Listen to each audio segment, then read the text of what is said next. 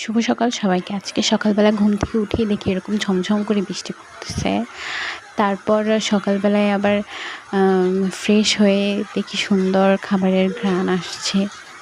মা আজকে লুচি তারপর হালুয়া, সবজি এগুলো বানাইছিল, এগুলো দিয়ে সকালে ব্রেকফাস্ট করে ফেললাম। তারপর মা বলতেছিল আজকে আমার শরীরটা ভালো লাগছে না, আজকে কি তুমি একটু রান্না করবে?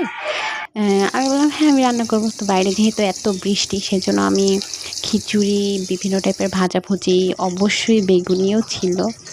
আর এখানে আমি বেগুনির জন্য বেসনটা রেডি করে নিতেছিলাম। তো বেগুনির সাথে আমি হচ্ছে পটলের ফুলঝুরিও করব।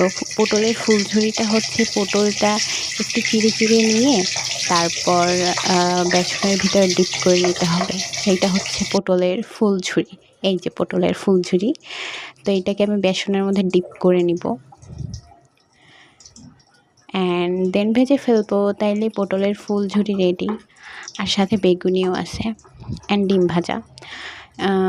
আমি যদিও খিচুড়ির সাথে ডিম ভাজাটা একটু পছন্দ করি না।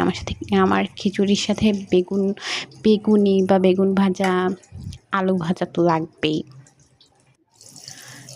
বেগুন ভাজা, আলু ভাজা এইসব বেশি ভালো লাগছে। তারপর স্নানটা সেরে নিলাম। স্নান শেষ করে লাঞ্চ করে নিলাম। কার্টুন দেখতে দেখতে লাঞ্চ না করলে আমার হয়ই না। তো বাই।